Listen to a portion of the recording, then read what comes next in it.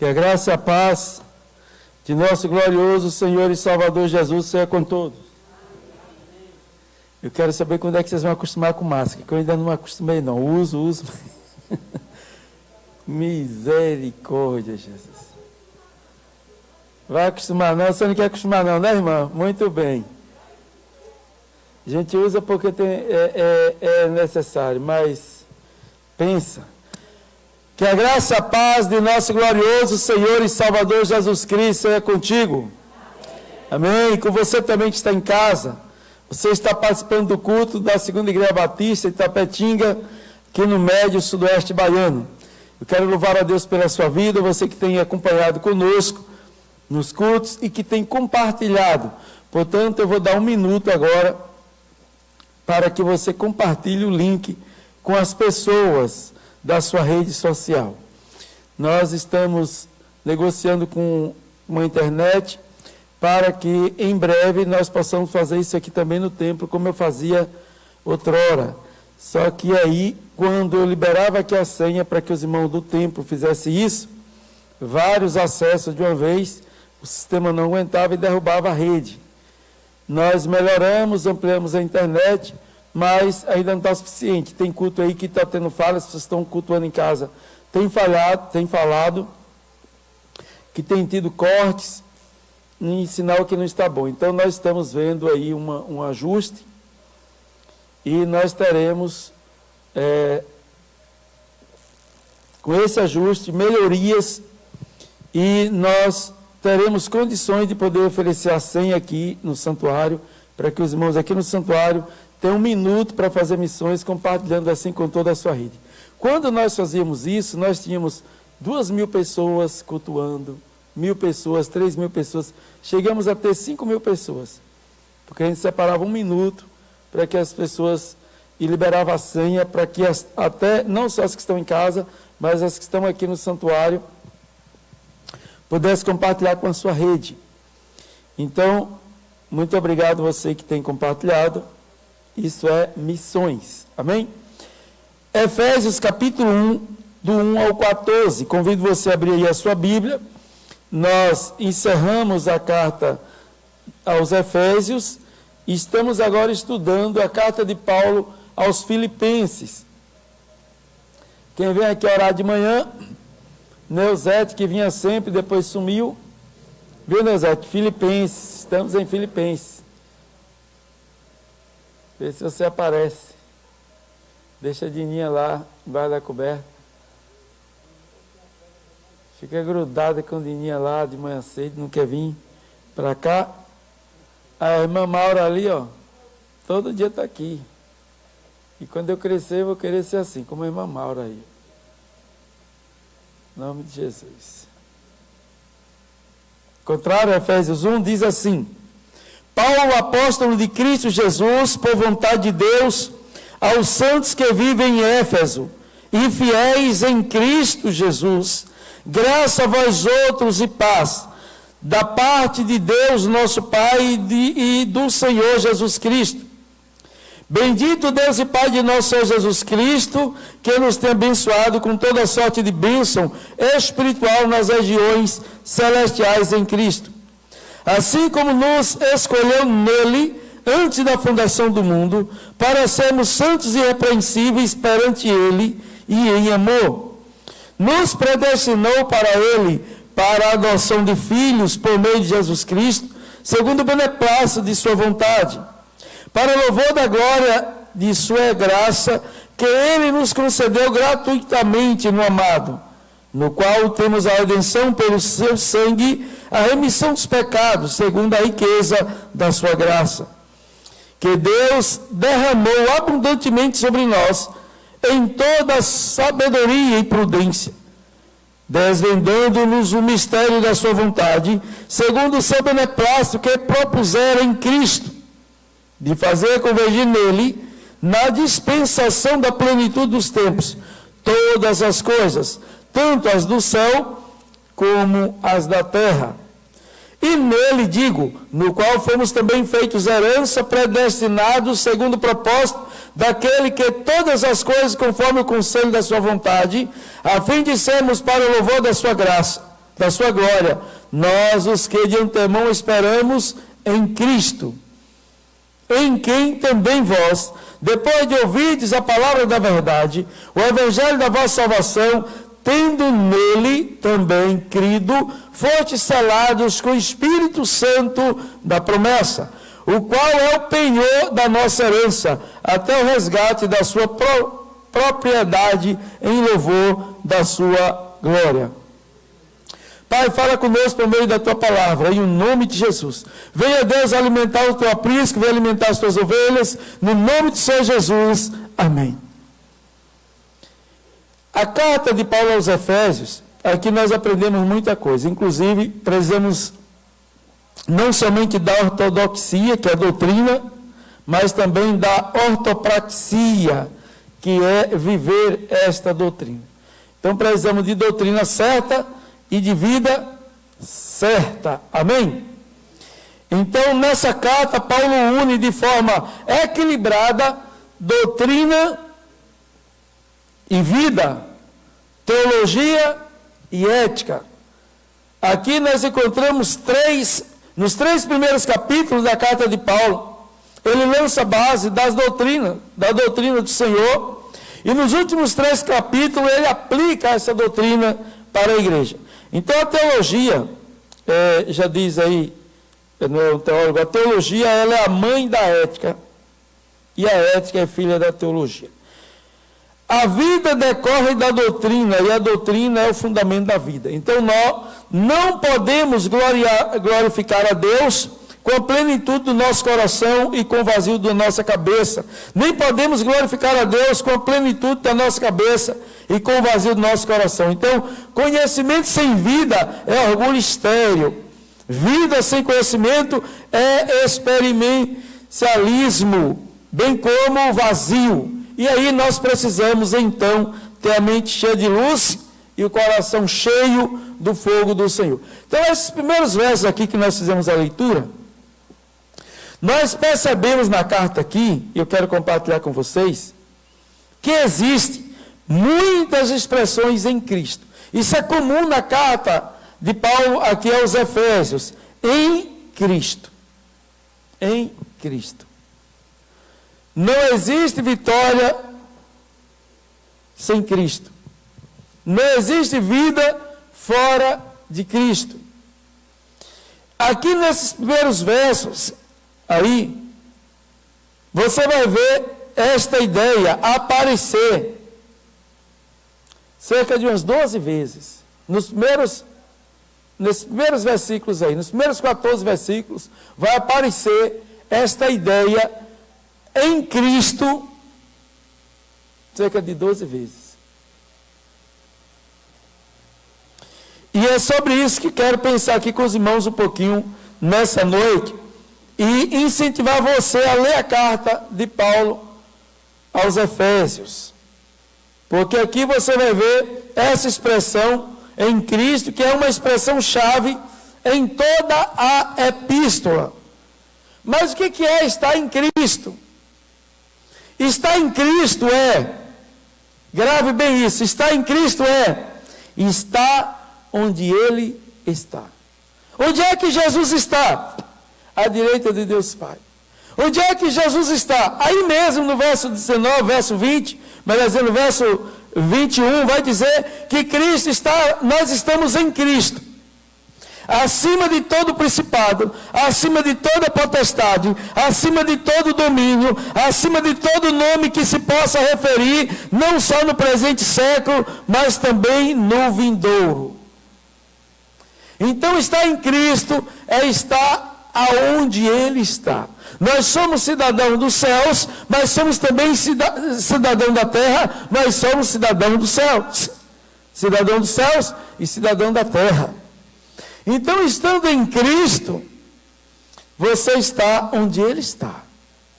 Acima de todo principado, acima de toda potestade, acima de todo nome que se possa referir. Todo nome que se possa referir, não só no presente, mas no futuro. Você é um cristão? Você é um cristão? Então você está em Cristo. E se você está em Cristo, qual é a sua posição? Você está onde Ele está. Acima de tudo e de todos. Acima de tudo e de todos. Então não é para temer. Não é para ficar com medo. Não é para ficar espantado com a complexidade dessa vida, com a diversidade dessa vida. Está em Cristo, está onde Ele está.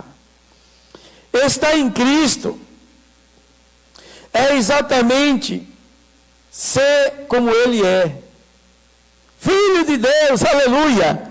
Jesus é filho. E por meio de Cristo nós nos tornamos filhos. Está lá em João 1, verso 11 e 12.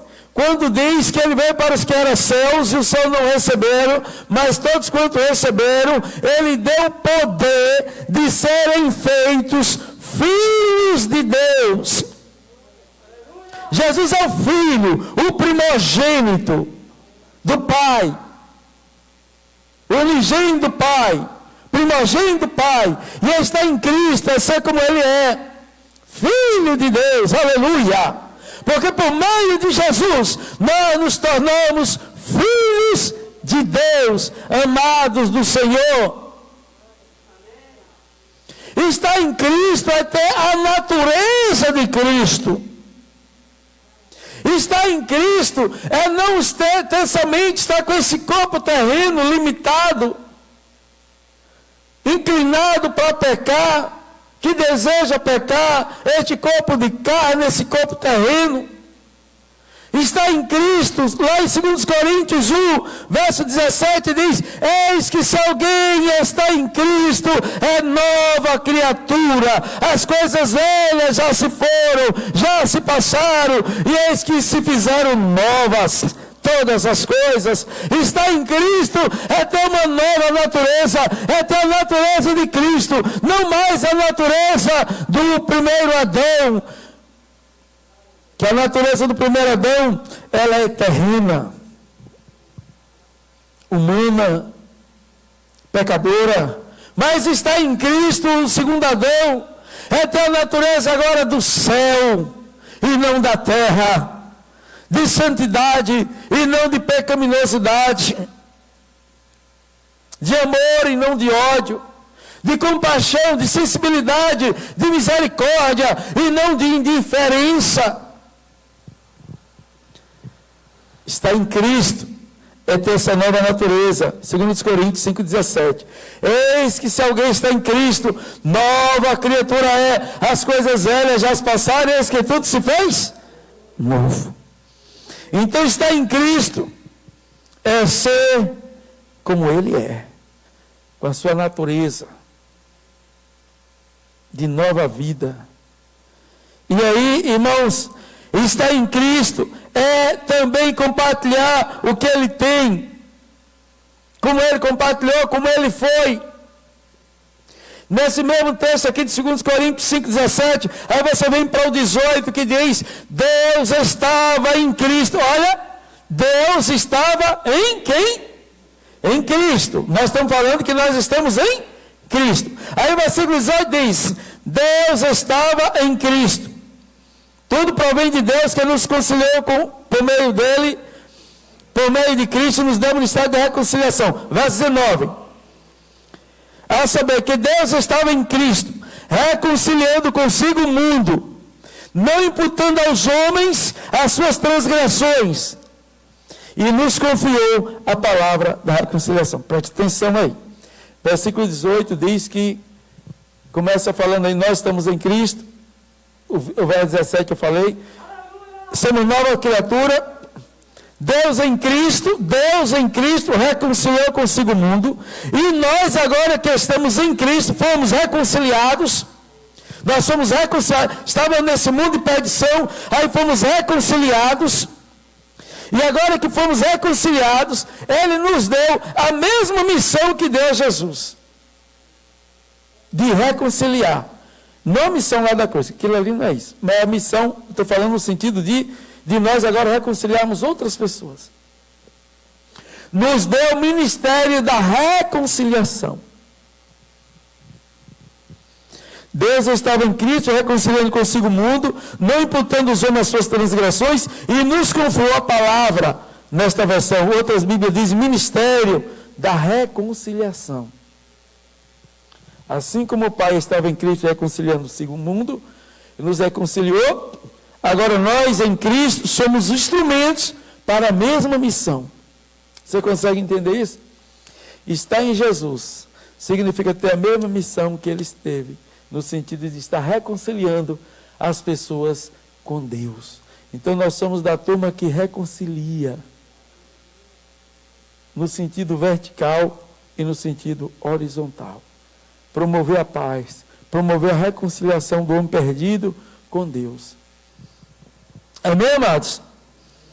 Então, estar em Cristo é isso, é estar onde Ele está, ser como Ele é, ser o que Ele é, que é Filho de Deus, compartilhar o que Ele tem, esse ministério da reconciliação. Amém? Deus seja louvado. Agora, vamos pensar um pouquinho aí sobre essa ideia. Está em Cristo. Está em Cristo. Está em Cristo. Isso nos faz lembrar o hino de número 169. O hino do cantor cristão de número 169 tem a letra que diz assim: mais de Cristo quero ver, mais do seu amor obter, mais da sua compaixão, mais da sua mansidão, mais de Cristo, mais do seu puro e santo amor, mais de ti mesmo, Salvador, mais de Cristo compreender, quero a Cristo obedecer, sempre perto dele andar, seu amor manifestar. Mais de Cristo, mais de Cristo, mais do seu santo amor, mais de ti mesmo, Salvador. Amém? Mais de Cristo compreender, mais de Cristo eu quero ver, mais de Cristo eu quero ser, mais de Cristo eu quero obter, mais da sua compaixão, mais da sua mansidão. Então, Efésios 1, verso 1. Paulo, apóstolo de Cristo Jesus, por vontade de Deus aos santos que vivem em Éfeso e fiéis em Cristo. Preste atenção. Ninguém consegue ser fiel se não for por meio de Jesus. Ninguém consegue ser justo se não for por meio de Jesus. Ninguém consegue ser santo se não for por meio de Jesus. Ninguém consegue ser salvo se não for por meio de Jesus. Fiéis em Cristo, porque pela fidelidade de Cristo, pela santidade de Cristo nós somos santificados, pela obediência de Cristo, pela graça dele, pelo sacrifício dele, que nós somos justificados. Homem nenhum pode ser justificado se não for por Cristo. Homem pecador nenhum pode ser salvo se não for por Cristo. Por isso que lá em Romanos 11 vai dizer: dele, por ele, para ele são todas as coisas. Glórias, pois, a ele eternamente. Amém. Romanos 11, 33 ao 36 é um texto que também se tornou um cântico. Romanos 11, do 33 ao 36, que diz: ó profundidade das riquezas e da sabedoria do conhecimento de Deus. Aí sobe: Deus, quem primeiro deu a ele para que por ele recebesse, pois dele, por ele, para ele são todas as coisas. Glórias, pois, a ele eternamente. Amém. Romanos 11, do 33 ao 36. Glória a Deus, que bênção. Então, aí nesse verso 1 a gente viu aos santos que vivem em Éfeso e fiéis em Cristo. Qual outra expressão nós vamos escolher para ver aí? Veja, interessante, que aí no verso 3, outra expressão, em Cristo. Isso só para a gente ir pegando assim, um pouquinho de cada versículo. O verso 2, graça a vós outros e paz da parte de Deus, nosso Pai, e do Senhor Jesus Cristo. A graça de Deus para você ter é por meio de Jesus. A graça se manifestou salvadora a todos os homens. Efésios 2, 5 vai dizer, pela graça sois salvos, por meio da fé, se não vem de vós, é dom de Deus. Em João 1, 14 está lá dizendo que esta graça que se manifestou salvadora a todos nós. João 1, 14, Evangelho de João 1, 14. Então o verbo se fez carne e habitou entre nós, cheio de graça e de verdade, e vimos a glória como a glória do unigênito do Pai. Então, verso 3, bendito Deus e nosso Pai Jesus Cristo, que tem abençoado com toda sorte de bênção espirituais nas regiões celestiais, hein? O povo de Deus, a igreja de Deus, é o povo mais rico da face da terra. Já está enriquecido em Cristo, com todas as bênçãos celestiais em Cristo. Já fomos abençoados. Está escrito. Já fomos abençoados com toda sorte de bênção espiritual nas regiões celestiais em Cristo. É em Cristo. Aponta para a pessoa que está aí e fala, é em Cristo. Precisa estar em Cristo. Estando em Cristo, você tem todas as bênçãos celestiais. Não falta nenhuma. São todas as bênçãos celestiais. Você usufrui, você desfruta em Cristo Jesus. Aleluia! E que interessante, porque quando Deus fez o mundo, Deus falou para Adão e Eva, vocês podem comer de tudo, menos desta árvore. Dessa aqui vocês não podem comer. Só que agora em Cristo, aí está dizendo que nós somos abençoados com todas as bênçãos celestiais em Cristo. Todas as bênçãos celestiais. O que você puder imaginar de bênção celestial, por meio de Cristo você tem. Aqui na terra nós somos limitados, não é? Alguns têm casa, outros não têm moradia, moram de aluguel. Alguns até moram de aluguel, mas moram melhor às vezes até do que quem tem a casa, porque às vezes tem uma casa que não tem uma ventilação, não tem iluminação, não é uma casa muito aconchegante, às vezes até é casa própria, mas não é uma casa muito boa. E às vezes até mora numa casa alugada e mora melhor. Mas o que eu quero dizer com isso é que sempre nos falta alguma coisa. Às vezes você tem a sua casa, ou de aluguel ou não, o próprio ou não, mas você quer pintar, quer fazer uma coisa, aí não consegue, não tem que esperar. Ou quer fazer mudança, mas eu não posso, não vai dar, isso aqui não é prioridade. Às vezes você tem um automóvel, quer outro, de outro tipo, de outra marca, não pode. Ou quer fazer uma mudança nele, não pode. Até uma manutenção, a gente tem que esperar a hora que o orçamento vai permitir para fazer. E você fica ali, às vezes está rodando com um carro com uma peça ali, que não pode fazer a manutenção. Porque aqui nessa vida nós temos uma série de limitações, mas em Cristo nós somos abençoados com todas as bênçãos espirituais, sem faltar uma. Então, nesta vida terrena, física, material, existem as limitações. Estamos sujeitos a elas. Mas no espiritual, nós somos abençoados por meio de Cristo, com todas as bênçãos, sem faltar uma. Aleluia! Há um gozo na alma, no espírito, que nos preenche, que nos completa, que não nos deixa faltar nada.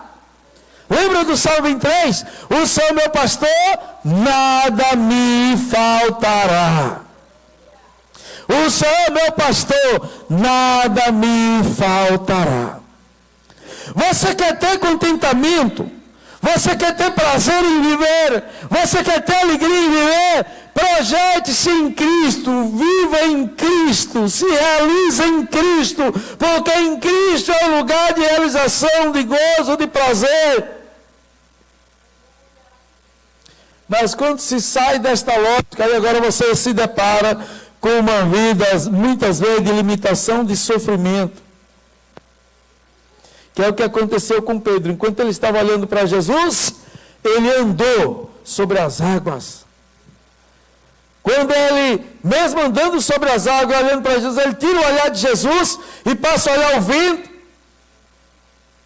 olhar a realidade que estava imposta para ele, e aí ele começou a afundar, porque ele mudou o olhar. Começou a perecer e afundar. E aí, Senhor, me salva. E Jesus ergueu a mão e levantou e pôs ele de cima da água novamente. Você sabe o que significa andar em cima da água, sobre a água? Não tem terra firme, a água é mar.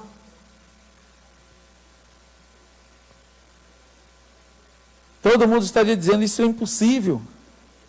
Mas olhar para Jesus é viver o impossível e realizar o impossível. E andar com Jesus, estar em Jesus, é possível você estar neste mundo terreno e andar sobre as águas, o lugar onde não tem chão, e você pisar como se tivesse chão, porque andar com Jesus, estar com Jesus, isto é possível. Então você está em Jesus. Você está em Jesus. Se você está em Jesus, se você olha para Jesus, não que vamos negar essa realidade, mas nós vamos andar por sobre esta realidade. De forma altaneira, como andou o profeta, lá de Abacuque capítulo 3. O contexto do profeta ali, de Abacuque capítulo 3, é quando Israel sai de um cativeiro assírio e entra agora em outro cativeiro maior, pior, um problema, ele sai de um problema e cai em outro pior. Já viu quando a gente está com um problema e não vê a hora de sair do problema? Só que em vez de você sair do problema, você cai em outro. Pior. Foi isso que aconteceu. Mas qual é a posição do profeta? Abacuque 3, verso 17. Qual é a posição do profeta? Ele está olhando para o Senhor.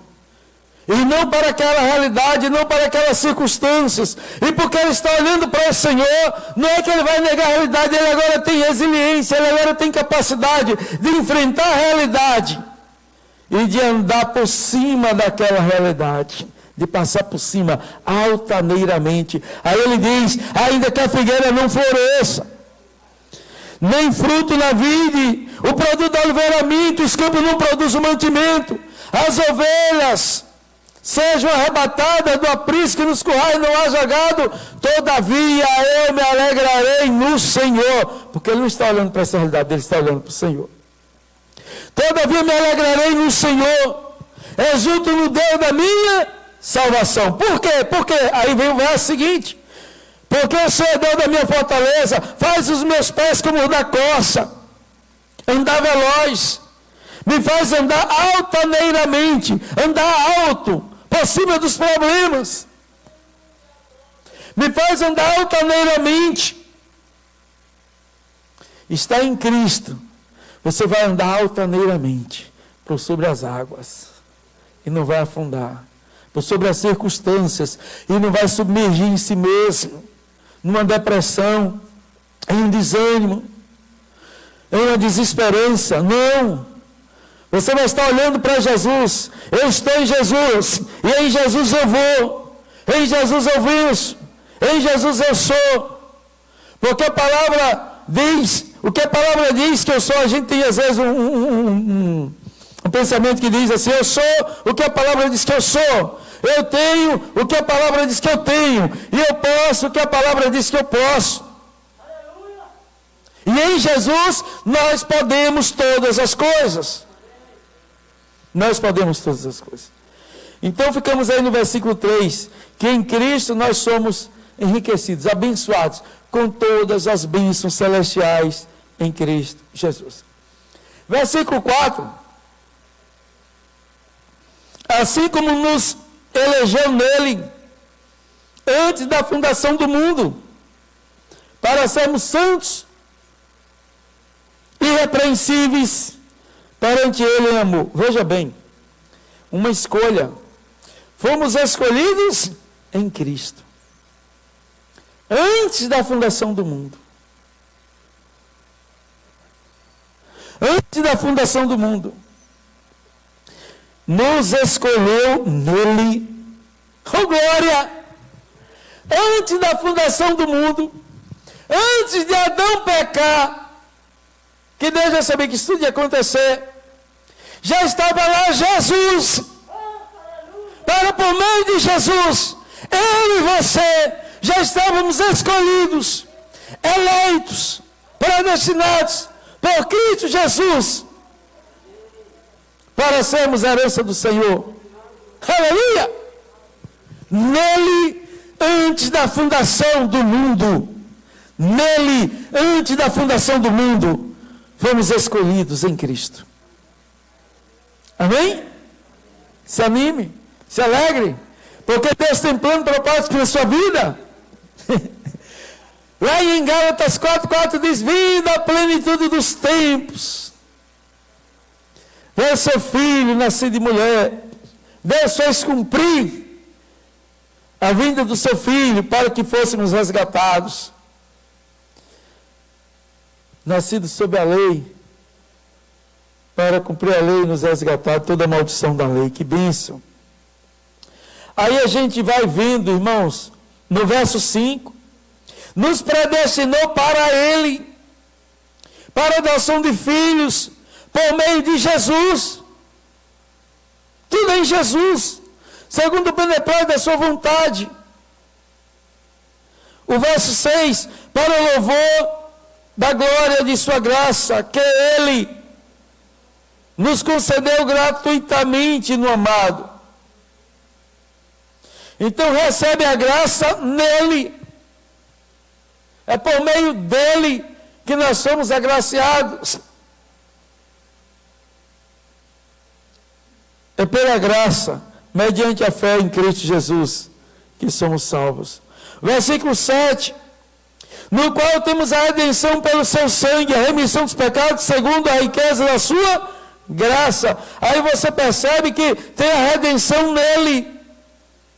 Ninguém é redimido de si mesmo. Então é em Cristo que nós somos redimidos. A nossa redenção está em Cristo. É em Cristo que é a nossa redenção. O horário chegou para a gente adiantar aí. Vamos ver o verso 11. Esse verso 10, só para não pular aí o 10, que esse é muito importante, esse 10. Fazer convergir nele, na dispensação da plenitude dos tempos, todas as coisas, tanto a do céu como a da terra. Deus fez convergir em Cristo Jesus todas as coisas, as que estão nos céus e na terra, tudo converge nele. Por meio de Jesus nós nos tornamos um povo só. Por meio de Jesus nós nos tornamos um corpo. Por meio de Jesus tudo se funde, Oriente e Ocidente. Por meio de Jesus o homem do campo, o homem da cidade, o rico e o pobre, o negro e o branco, o intelectual e o indouto, tudo, da criança ao ancião, nós nos tornamos um. Por Jesus nós nos tornamos um. Aqui na continuidade, no capítulo 2, o versículo 12 ao 14, vai falar do poder do sacrifício de Cristo, que estávamos separados da comunidade de Israel. O texto vai falar de separação, separados da aliança. Mas ele, Jesus, pelo seu sangue nos reconciliou. Ele, Jesus, pelo seu sangue, derruba a parede de separação e nos une. De ambos faz um. E eu acho lindo esse texto de Efésios 2, verso 12, 13, 14, vai até o 15. Aí diz assim, olha, e eu acho interessante essa expressão, diz assim, ó, que ele, Jesus, pelo seu sangue, derruba a parede de separação remove a inimizade para nos reconciliar e nos fazer um. Aí isso só me faz lembrar lá o muro da Efésios 2, preste atenção, por favor, Efésios 2. Lembra do muro de Berlim, que foi derrubado? Como pode uma cidade se dividir um povo? Como pode uma cidade se fazer um muro que de um lado era uma parte da cidade e do outro lado era... Você sabe o que foi isso? Uma ideologia. Uma ideologia socialista, comunista, de um lado, do outro lado, outra ideologia. Outra ideologia. Capitalista. E aí, essas ideias ideias que separam pessoas. Cuidado, viu? Cuidado. Em Cristo nós somos um. Em Cristo nós não somos separados. Não é ideologia que vai nos separar. Não é religiosidade que vai nos separar. Não é política que vai nos separar. Não é filosofia que vai nos separar. Em Cristo nós somos um. Mas tenha cuidado com as ideologias, porque elas separam. Elas segregam. Elas segregam. Pois o mesmo povo, a mesma nação, detalhe, na mesma cidade, isso ficou tão acirrado, tão politizado, e o Brasil está correndo sérios riscos com essas politizações, que gera divisão entre família, entre irmãos. Olha que coisa. Então o campo das ideias foi tão intenso que separou, de maneira tal que construíram um muro de concreto, assim, ó. Esse aqui desse lado, esse aqui desse lado. Só que com o tempo, essa ideologia não se sustentou e derrubaram o muro. Agora pergunta aí, quem foi que passou para o lado de quem? Efésios 2, verso 12, 13, 14. Vê aí, por favor. Só o que está falando de derrubação de derrubou o muro aí. Naquele tempo estava sem Cristo, separado da comunidade de Israel, estranho à aliança da promessa, não tendo esperança em Deus no mundo. Separado. Está vendo aí que é separado? Separado da comunidade, estranho à aliança. Verso 13. Mas agora em Cristo, vós que estavais longe, foste aproximados pelo sangue, o sangue que aproxima. Verso 14, porque Ele é a nossa paz, o sangue em Cristo, a paz é estabelecida, o qual de ambos fez um, tudo converge, em Cristo nós somos feitos um, tendo derribado a parede de separação que estava no meio, a inimizade. Em Cristo é derrubado, em Cristo nós somos um só povo, por um só Deus, um só Senhor, uma só fé, um só batismo, um só Espírito e uma só palavra. Amém? Pois é, está aí. Muita clareza. Em Cristo, nós somos feitos herança. Verso 11 de Efésios 1. Diz, para a gente fechar. Nele, digo, no qual fomos também feitos herança, predestinados segundo o propósito daquele que faz todas as coisas, conforme o conselho da sua vontade. Então fomos feitos herança, herdeiro com ele, herdeiro e cordeiro com ele. Amém? Diz lá em Romanos 8, fala lá também em Gálatas, esse entendimento aí. De herdeiro e cordeiro. E aí está dizendo, somos feitos herança nele. Por meio dele nós herdaremos com ele. Nós reinaremos com ele. E aí o verso 13, que nele, por ele e para ele, nós fomos selados. Você sabe o que é o selo?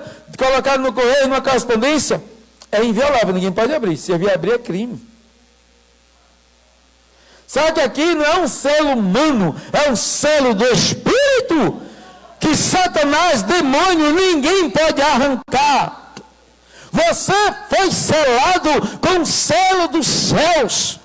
Você foi selado com o selo de Deus. Você tem a marca da promessa do Senhor. em quem também vós, depois de ouvirdes a palavra da verdade do evangelho da vossa salvação, tendo nele também crido, fostes selados com o Santo Espírito da promessa. Aquele que é selado por Deus com o Espírito Santo da promessa, ninguém pode violar. Ninguém pode violar. Foi selado por Ele e para Ele. Glórias, pois, a Ele eternamente. Amém. Projeto Romanos 11, por favor. 36. Romanos 11, 36. Convido o pessoal do louvor. Nós vamos orar. Em nome de Jesus.